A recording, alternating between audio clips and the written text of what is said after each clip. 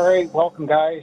Good to see you, Manny. Good to see you, Matt. I think we're going to talk a little bit about what we've seen in 2020.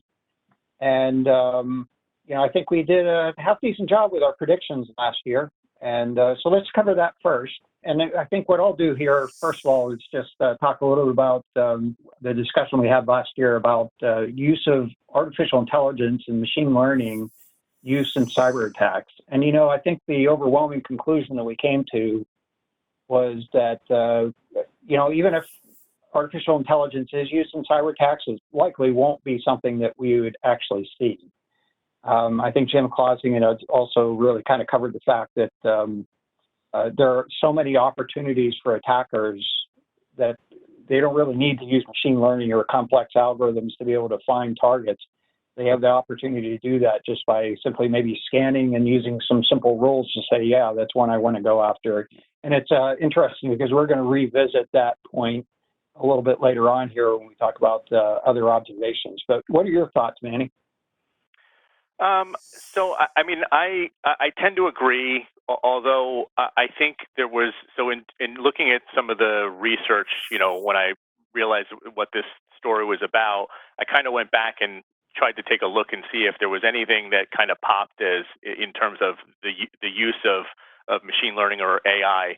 One instance that I kind of like caught my eye was a quick paper that I was reading about the use of AI to actually crack passwords, which was an interesting one, right? So it was basically this research that was done where and it actually might have been more than research. I think they may have actually seen this in the wild, used in the wild, where they take a large swath of passwords that were probably taken through one of these compromises, right?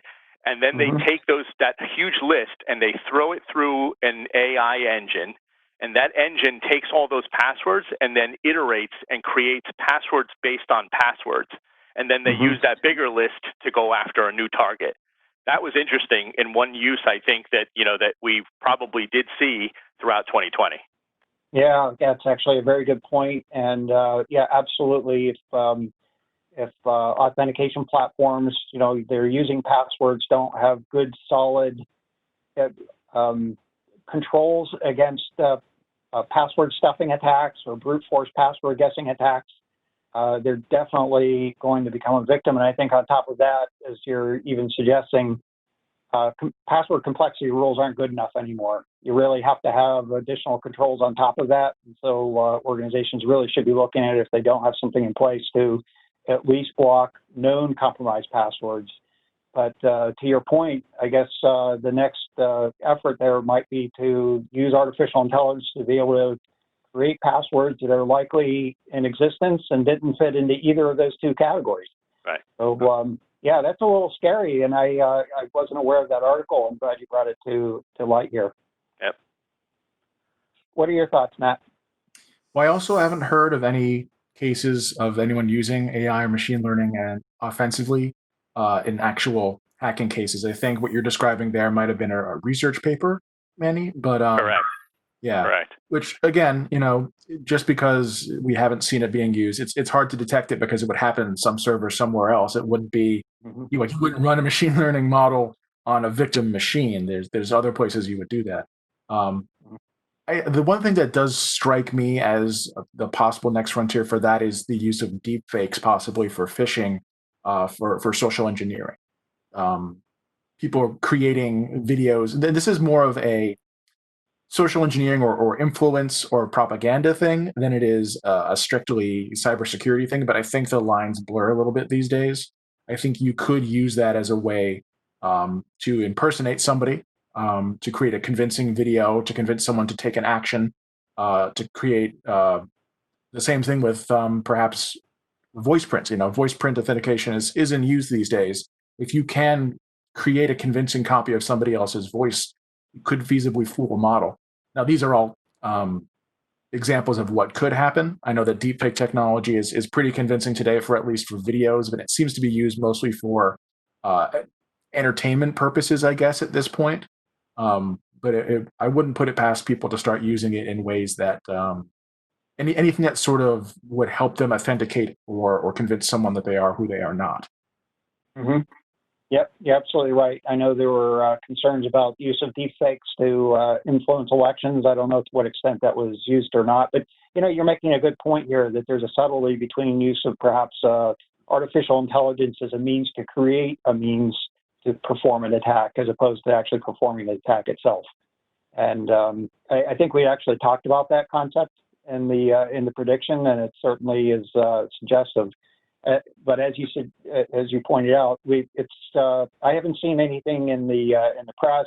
I haven't seen anything personally that has suggested it's actually been done. But I think it was a reasonable prediction. We don't. I think the jury's still out. It's plausible. Now, the next one that we had here, I think, was around malware and taking advantage of domain fronting. And Matt, maybe you can help walk us through this a bit.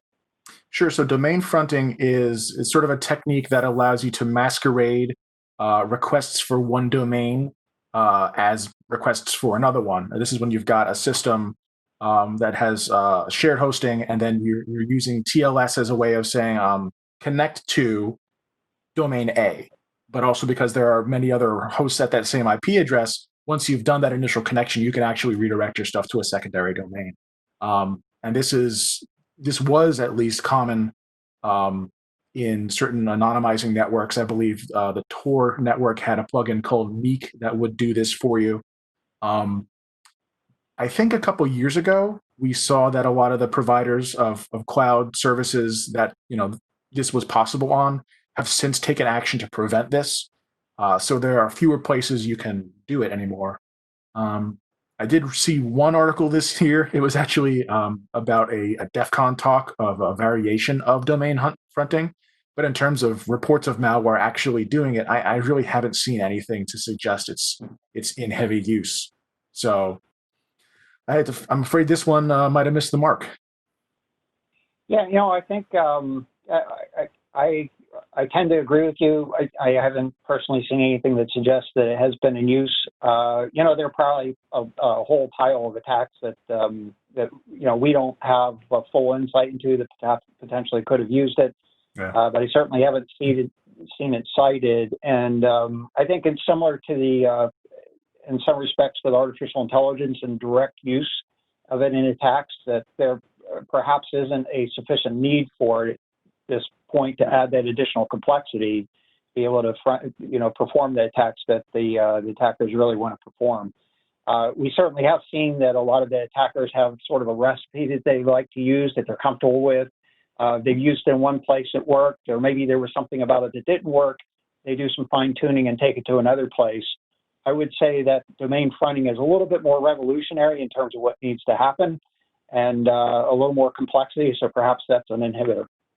Yeah, I mean, I guess I tend to agree in terms of whether or not we've actually seen a lot of this happening, and I agree in the sense that it's difficult to pick up.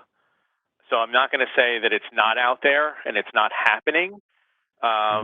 But to me, it just seems like it's much more of a sophisticated, sort of tactic. And I think we're seeing a lot these days of sort of reuse of old tactics, reuse of old, components of, old malware. So, again, I'm not saying that it's not out there. It's just that I haven't seen it. Like, I haven't seen a lot of stories kind of talk about like, hey, we discovered this, and domain fronting was one of the pieces that we discovered. So, yeah, I tend to agree with Matt that I just from our visibility, I'm just not seeing it. Next one here, IoT threats will not be a significant issue in 2020. I think this was my sort of prediction, and I think some of it was based on that the obvious problems are kind of getting addressed at some level. Manny, what are your thoughts on this one? Well, so looking at this prediction, I think going into 2020, this was, certainly, or coming out of 2019, going into 2020, this prediction, obviously, I think I know where you were thinking about this in terms of like, hey, we're seeing a lot. And right in 2019, I think we were seeing a lot of stuff sort of like really, a massive increase in the use of these IoT devices and a lot of, new companies sort of getting into that space, right? Starting to develop these devices. And now in 2020, it's not like those devices have gone away. As a matter of fact, I'm pretty sure that we're seeing more and more and more of these devices, and I don't think that's going to stop. So, you would think that with the amount of devices out there, the amount of companies that are developing these devices, the ease in which it is to actually create these devices, right? I mean, some of these devices are, no bigger than, your fingernail, right? So, like, it's amazing that when you look back this year, that I'm not seeing a huge trend in terms of like, hey, we saw a lot of attacks using IoT devices, but clearly the possibilities out there, right? I mean, using these devices for doing things like DDoS attacks, using these devices for those purposes and as part of botnets, we clearly see that, right? We see that all the time. I think when you guys had talked about this, when you did the prediction, you were talking about other things that these particular devices could be used for, which I think is probably harder to detect, which is one of these devices that's inside of a company or inside of your home network that is used as a jump-off point to get somewhere else in the network, right? Because you talked about these devices are not powerful devices. You're not going to use these devices for their power to do anything other than they're already in the network that you want to get to, and they usually make it easier to get into those networks. So I think we probably see a lot of that, but I just don't know if it's just that we're just seeing such a ramp up and IoT devices are becoming such a household item and household, term, that maybe they're just getting, caught up in the mix of everything else that we're seeing. So I think the prediction was pretty spot on in terms of I didn't see a huge spike in the use of these devices in these types of attacks. Well, I think I agree with Manny that the devices that have been a problem really haven't gone away. I mean, there are still tons of devices out there that are vulnerable and unpatched. But I also, agreeing with Manny, haven't seen any sort of catastrophic new developments in this space. I mean, it's not as if some new class of IoT device is suddenly being targeted or some major event was caused by vulnerable, compromised IoT devices. So if defining a significant issue is either, a whole bunch of stuff gets hacked or a whole bunch of these devices get used to do something terrible, I mean, there haven't been developments. So if that's the definition we're going with for significant issue, then I have to agree. I don't think the problem's gone away. I'd love to see it, get better over time. And I don't think that the wider ecosystem has gotten much better. There may be companies that are doing a better job of, developing and protecting these newer devices from getting compromised. But I don't think we've made much progress in the population of already compromised devices that really should be taken off the internet. Yeah, I think you're right. Well, certainly the botnets that are using IoT devices still exist. There's no question about that. I think I may have even talked about this last year, but I was in discussions with a colleague, and one of the things she had pointed out is that these IoT devices are designed to do things like take pictures or something, and when they end up getting put into a botnet and used in denial of service attacks, they actually, in some cases, heat up so much that they self-destruct. So in some respects, that's a blessing that, an IoT device that's not sufficiently secure in some circumstances will self-destruct. And so we don't have to deal with that as a security threat any longer. That's kind of a good thing. And I think a couple of other, 2019, I think was I'll call it almost a year of hype, but maybe hype isn't the right word. Maybe it was the lessons learned year to kind of recognize where the obvious problems are in IoT. And I think the successful devices have partly been successful because they addressed those problems. And, the ones that are less successful, perhaps they're popping out. And I think we'll see new and more problems in the future. Oftentimes lessons are forgotten. So we may see a resurgence again. but at least for 2020, I think a lot of organizations that do IoT saw the hype or saw the lesson opportunities, and perhaps we're protecting against that. And we're enjoying the benefit of that in 2020. And hopefully it will continue into 2021 and beyond. So some good work had been done in IoT security. And I know that's one of the things we pay a lot of attention to in terms of our organization as well. So enough about our previous predictions. Let's talk about some of our observations that are beyond the predictions that we had. And let's start with you, Manny. You had an interesting topic to discuss. Yeah, so the one that I sort of keyed in on was basically the trend that I'm seeing right now with unfilled cybersecurity jobs. Mm-hmm. So you might have a few of those, I'm guessing. Correct. I'm talking from a little bit of experience myself, you know, as a manager, and have done quite a bit of hiring over the past few years. And I understand the difficulties here. So again, that's one of the reasons why this caught my eye. But looking at sort of, you know, it even though I read this story and I'm sort of living it myself, I'm still sort of astonished by some of the figures that I've read. So some of the figures that, you know, that we're looking at here are that worldwide right now, we're talking about something like 4 million unfilled cybersecurity jobs. You know, again, this is worldwide.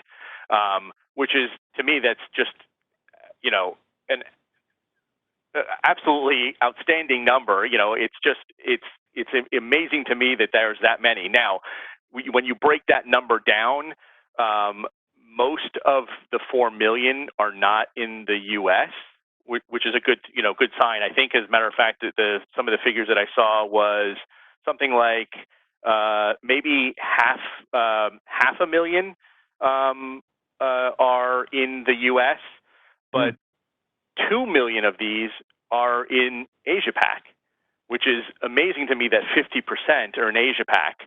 And maybe that shouldn't be a big, huge surprise. But again, understanding, you know, sort of why this seems to be a trend in terms of why are these jobs actually not getting filled. And the more I read and the more I sort of thought about it, I was kind of thinking, like, is it more that the rate of job creation isn't quite catching up to the amount of people who are ready to take on the jobs, right? So maybe it's not so much that, you know, these jobs have existed for a long time and they just can't find the qualified people. It's that cybersecurity jobs, I think, are becoming more and more popular. More and more companies are going out and trying to find cybersecurity professionals. And I think that curve of how many jobs are actually being created versus how many people are out there and ready to take on these jobs, I think is maybe one of the factors driving this particular trend. And you know, I read a lot of the articles in terms of, like, so what does it actually take to land one of these cybersecurity jobs? And it was interesting because a lot of them talk about this bar being fairly low to be able to at least get in the front door for a lot of these companies in a cybersecurity role. So some of the figures that I read here are 75% of individuals in these roles only have a bachelor's degree. And roughly 30% of the degrees are not IT-related fields, which is interesting, right? And then 10% of those working in cybersecurity just have a high school diploma.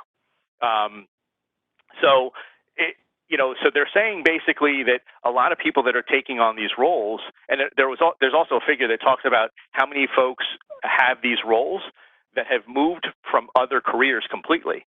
So this was sort of a mid-career change for them, that they were like, oh, wow, cybersecurity is a hot place. I think that looks interesting. I'm going to change roles. And they literally just completely, so, that's probably part of the figures of the folks that don't have a lick of IT in their degrees, and then completely switch over to cybersecurity.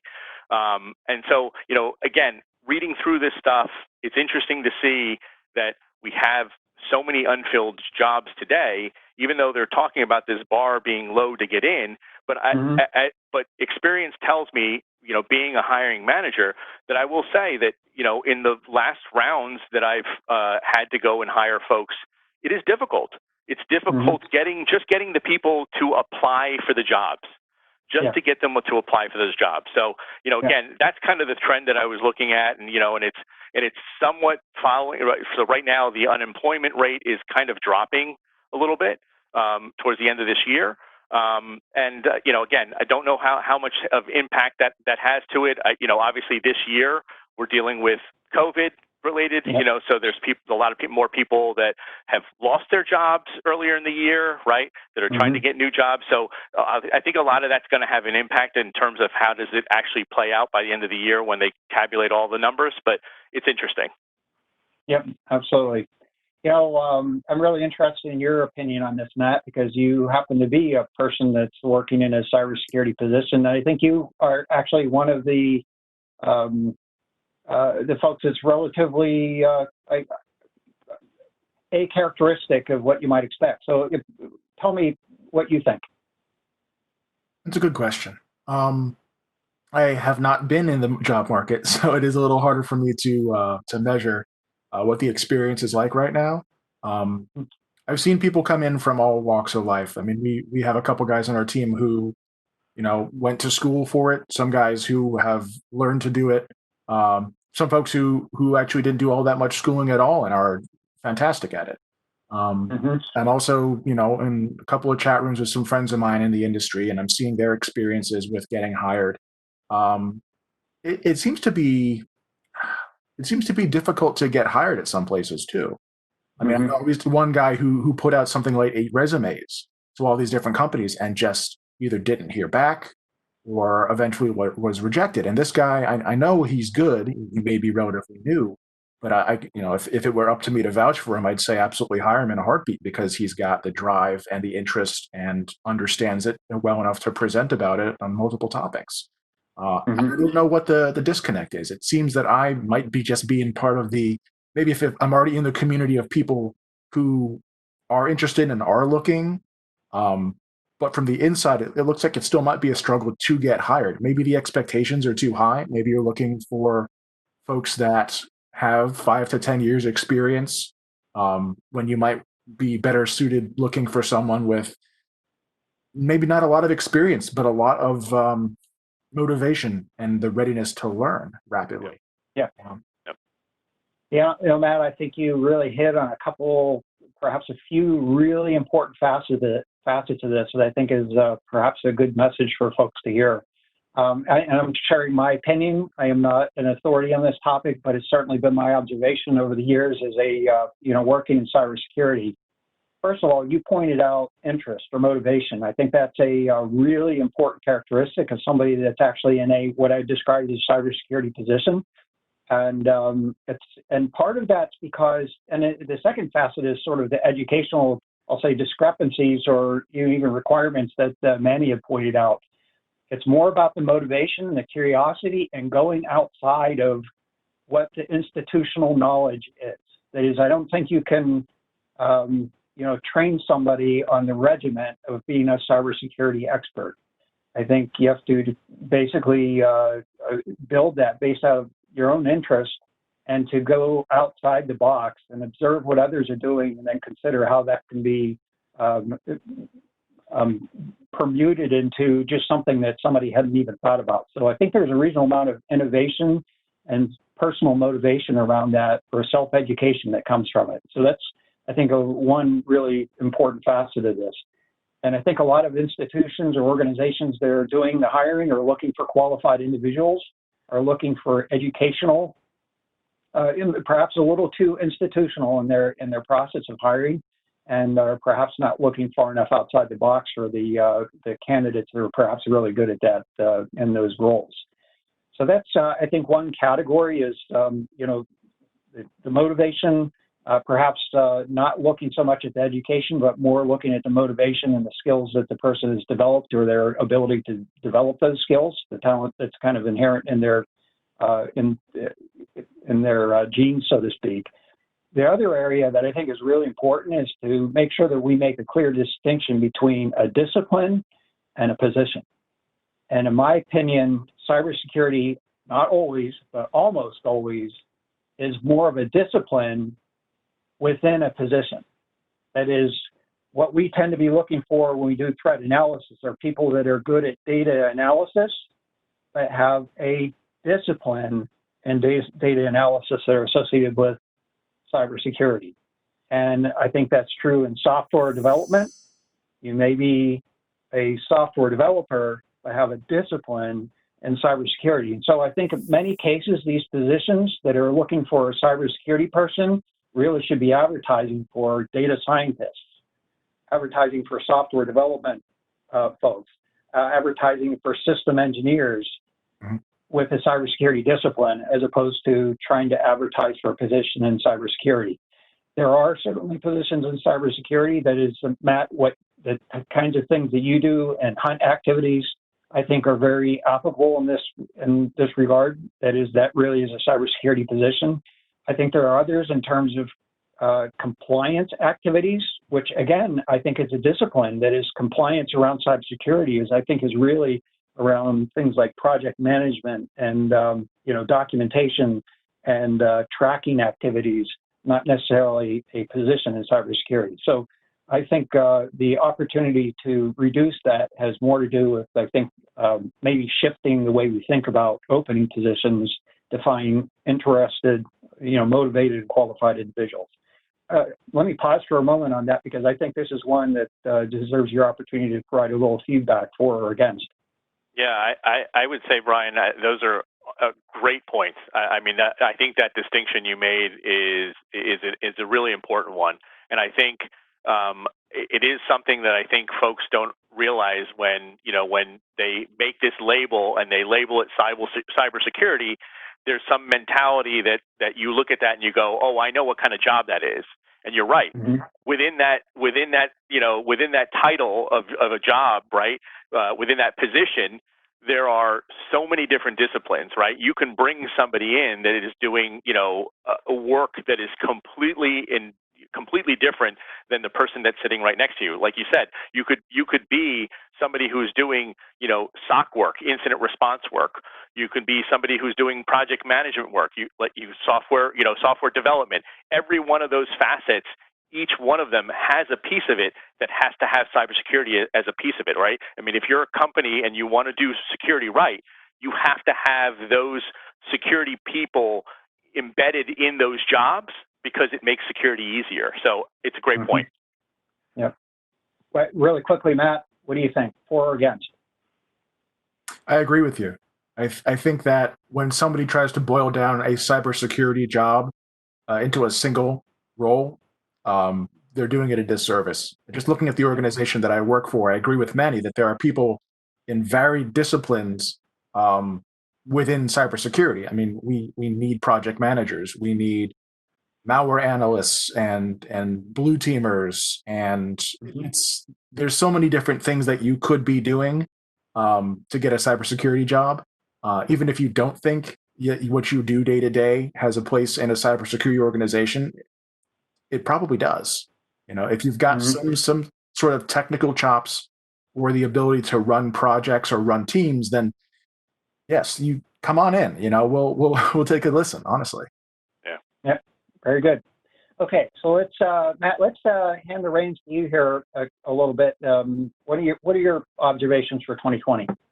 So I think the biggest shift for me in 2020 is related to the pandemic, where a lot of folks have been told to work from home for the foreseeable future, and have been given perhaps access for the first time in their career.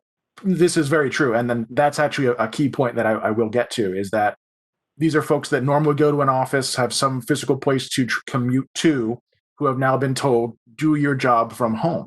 So that also means that their IT operations have had to spin up either cloud services like cloud email, or other collaboration tools like Zoom, for example, and VPN services for things that they can't access from the outside.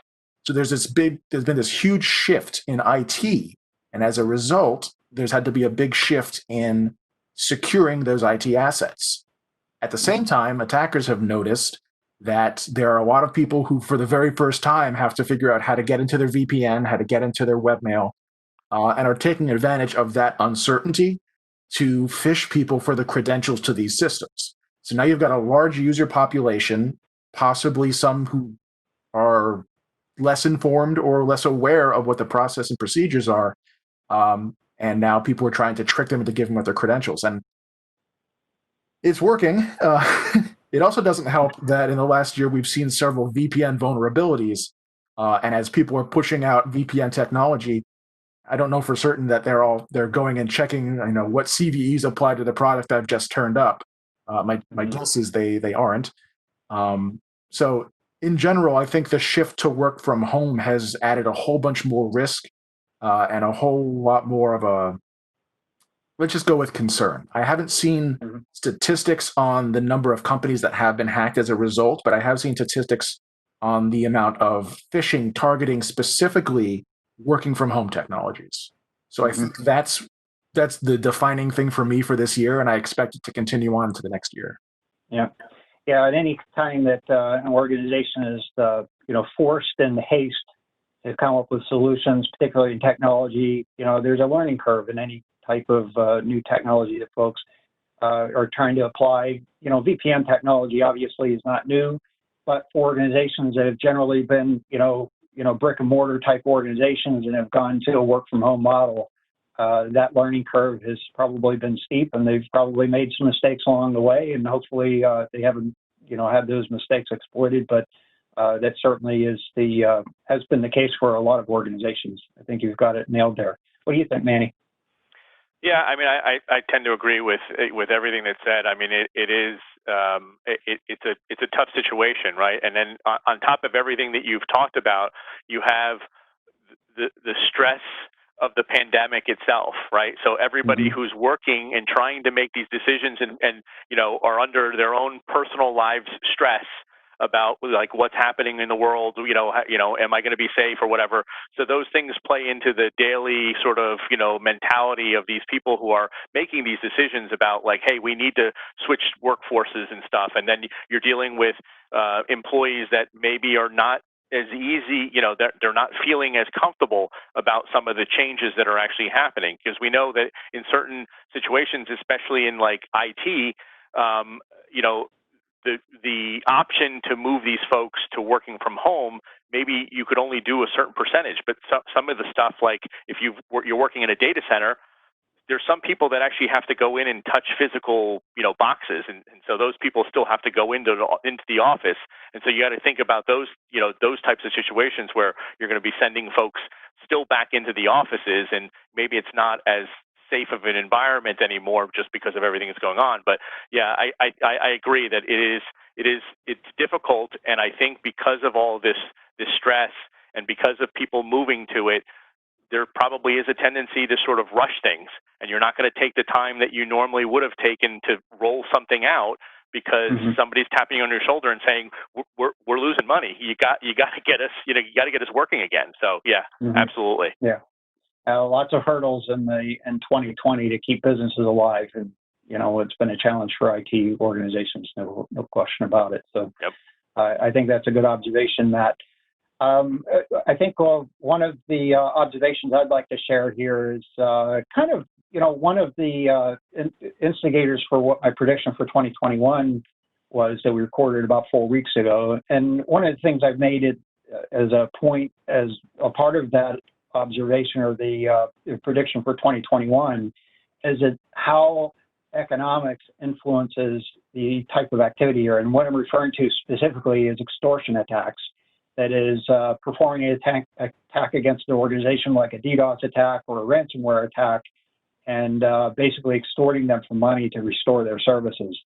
And one of the observations there was around how the amount of extortion activity perhaps, at least I believe, correlates to some extent with the value of cryptocurrency, virtual currency. And since we recorded the prediction for 2021 in November, the value of Bitcoin has even ultimately reached its all-time high and is just on the cusp of about $20,000 per coin.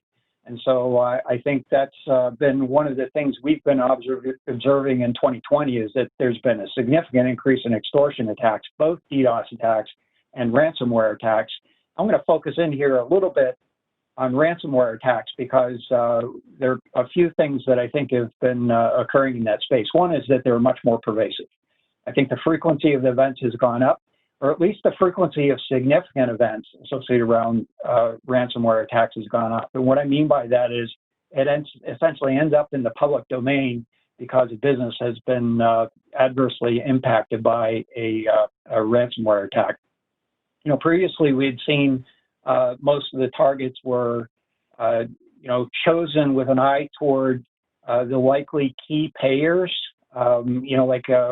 hospitals, healthcare organizations, state governments were tended to be a target, but it seems like the pervasiveness in terms of the variety of targets has expanded significantly. It seems to be more types of organizations have been targeted based more on opportunistic aspects of it, and perhaps less selective about the organization, perhaps more selective in terms of, trying to get organizations in a position where they have to pay ultimately. So that's one piece of it. The second piece is that I've seen that they've been much more aggressive. That is, we used to see these little, what appeared to be mundane ransoms that were being asked for, but it seems like the price tag has gone up significantly. And part of that, I think, is because they've transitioned to, from end user targets, trying to get the workstations, the workers, and focusing more on data centers. And then secondly, added more what I would call a hybrid between the APT type attack, that is a targeted type attack where they go in and try to get into that data center itself as a seed, and then following by more automated propagation throughout the organization, that is to try to get it to get deeper into the organization. So let me pause on that for a moment here and see what your thoughts are on this, Manny. Obviously, when you look at this stuff, from a ransomware perspective, I think one of the things that I'm certainly seeing is what it seems, right? Probably a lot of the ones that make it into the mainstream press is that the attacks themselves. I think the attackers themselves are getting more sophisticated in terms of doing a little bit of homework beforehand before they pick out their targets. So I know I've seen a lot of stories about attackers basically going and looking at your company and looking at the bottom line, like what is your company worth, right? And is it make sense for me to target that company because I know I'm going to get the biggest payout for that. And then the other piece is as you talked about this whole extortion. I think ransomware. I've seen that now ransomware. A couple of years ago, it was very simple, right? The attacker would come in, they would target some employees of your company, they would encrypt the drives, and then they would hope that they encrypted something that was important enough that somebody wanted to pay. Now what they're doing is they're going in, as you said, they're going in and they're trying to target servers now, right, to get really, to really increase their chances that they're going to hit something that somebody cares about.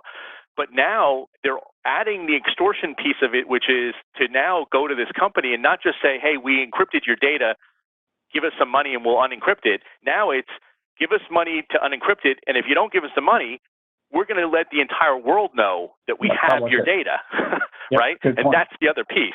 Yeah, absolutely right about that. Yeah, so that's a good observation. They're going in and finding the goodies themselves and making sure that they realize the value of those goodies as opposed to, just sort of blindly saying, we locked you down here. So good point. Any thoughts from you, Matt? Only to add that it seems like they're also targeting organizations that have operational technology that really cannot go down, like mission critical stuff. And that also means they can ask a much higher price because they know they kind of have you over the barrel at that point. In particular, I'm thinking this year of hospitals, where this seems to still be happening and is a real tragedy.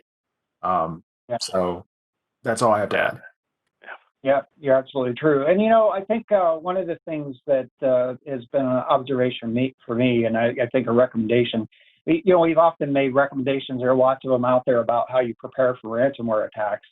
But I think one of the things that's perhaps pertinent here is to consider third parties. And there are two perspectives that I think are important. One is that considering third parties, that is the relationship you have, can they become an avenue to get into your organization? I think that's one of the things that, if an attacker goes into, perhaps a supplier or a contractor, and then doesn't really find anything that's of great interest to them, they may want to try to get into other organizations through that avenue. So that's one facet of it. Another one that is kind of interesting is, Matt, you focused in on the operational dependencies, but in these ransomware attacks, smaller organizations, they can, a ransomware attack can essentially take that organization out of business or, make them largely dysfunctional entirely for a period of time. And that period of time can be rather significant. That is, they don't necessarily even have to be an operational, can't go down organization. If the business ceases to exist for a couple of weeks or a month because they're trying to recover, then that becomes a situation where it could have long-lasting impacts on the health of that business or the relationship with other organizations that depend on them. So I think that kind of raises the stakes in this activity, and I think we've observed some of those kinds of things where you wouldn't have even thought that organization would have been important, but when they go away for a couple months, it feels a little more important. Right. Right. Absolutely right. Okay, so I think there's are some really good observations for 2020. I want to thank you guys for participating today. I know I enjoyed participating, and look forward to 2021.